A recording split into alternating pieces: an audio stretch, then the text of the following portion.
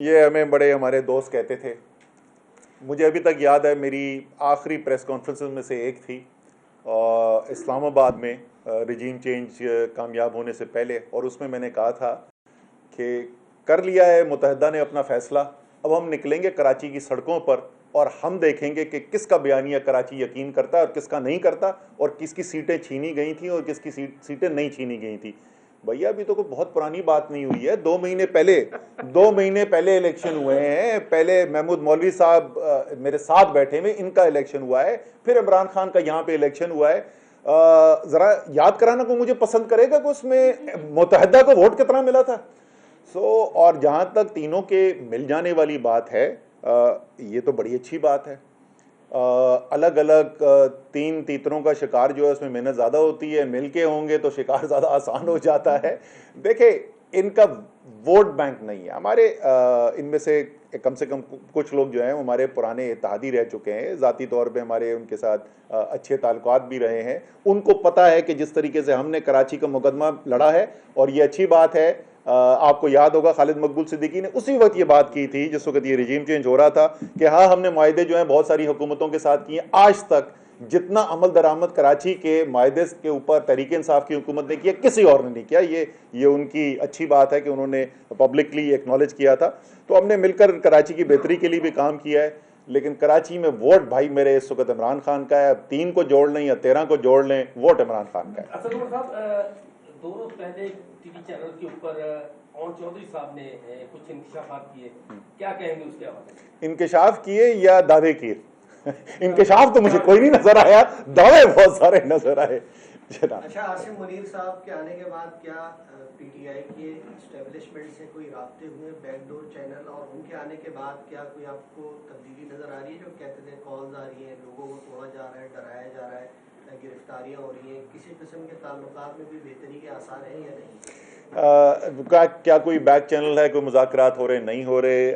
جو کوشش کی تھی وہ صدر پاکستان نے کی تھی, اور وہ صرف تحریک انصاف کے ساتھ نہیں, صدر پاکستان کا ایک آئینی ذمہ داری ہے.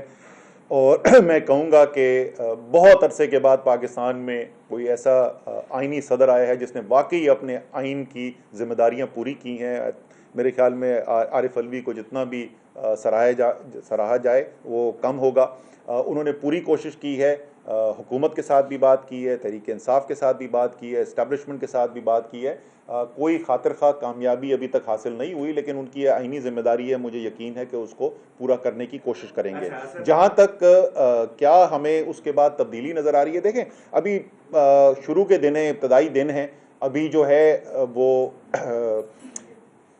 واضح طور پر یہ نہیں کہا جا سکتا کہ پالیسی بدل گئی ہے یا نہیں بدلی ہے. آپ کو پتہ ہے کہ پاکستان کی سیاست کا ایک پس منظر ہے. اس سے پہلے بھی جو سوال کیا گیا تھا, یہ بہت ساری چیزیں کیمرہ پہ نہیں کہتے صحافی, لیکن ہمیں بھی پتہ ہے کہ انہوں نے سوال کیوں پوچھا تھا. کیونکہ تاثر یہ ہے اس وقت جو کراچی کی سڑکوں پر تاثر ہے وہ یہ نہیں ہے کہ متحدہ والے جو ہیں انہوں نے خود یہ فیصلہ کیا کہ چلیں ہم آپس میں ساتھ مل کر بیٹھ جاتے ہیں اور پرانی رنجشیں بھلا دیتے ہیں. تاثر یہ ہے کہ بٹھایا جا رہا ہے. ٹھیک ہے جی. تو اس لیے میں یہ کہوں گا کہ ابھی یہ قبل از وقت ہوگا کہنا کہ اس کے اوپر حتمی طور پر ہم کہہ سکتے ہیں کہ پالیسی بدلی یا نہ بدلی. Thank you. آخری سوال کہ چونکہ الیکشن کا شیڈیول آپ لوگ دیتے رہے اور حکومت کہتی رہی, موجودہ حکومت کے الیکشن اپنے وقت پر ہوں گے, عمران خان صاحب نے 2-3 ڈیڈ لائنس دی, شیخ رشید نے دی, آپ نے شاید کہیں بات کی تھی. اب بتائیں کہ ملک میں الیکشنز کب ہو رہے ہیں, عام الیکشن؟ دیکھیں ہمارا کام یہ ہے کہ جب ملک کے اندر تباہی آ رہی ہو تو سب سے پہلے تو کھڑے ہو کے علل اعلان یہ کہیں کہ یہ تباہی آ رہی ہے اور مقابلہ کریں, اور جو بھی اس مقابلہ کرنے کے لیے خطرہ مولنے کی ضرورت ہو وہ کریں. اور وہ الحمدللہ ہم نے کر کے دکھایا. ہمارے پر ایف آئی آریں کٹیں, دہشت گردی کے کوڈز کے ہم نے چکر لگائے, ہمارے پر ایف آئی اے کی انویسٹیگیشن ہوئی, آرٹیکل 6 کے مقدمے بنانے کا مرحلہ شروع کیا گیا, حتیٰ کہ عمران خان کے اوپر گولی چلا دی گئی. اور ہم اپنے بیانیے سے نہیں ہٹے. جو پاکستان کے لیے خطرناک تھا, جو پاکستان کی تباہی جس سے آ رہی تھی, اس کے خلاف ہم آواز بلند کرتے رہے اور مقابلہ کرتے رہے. اور جتنی ہماری ہمت ہے، جتنی اللہ تعالیٰ نے ہمیں استطاعت دی ہے، وہ بھرپور طریقے سے اس ہم مقابلہ کرتے رہے ہیں اور کرتے رہیں گے۔ ہدف کبھی فوری طور پر حاصل ہوتے ہیں، کبھی فوری طور پر حاصل نہیں ہوتے ہیں، تو ہماری جد و جہد نہیں کم ہوگی۔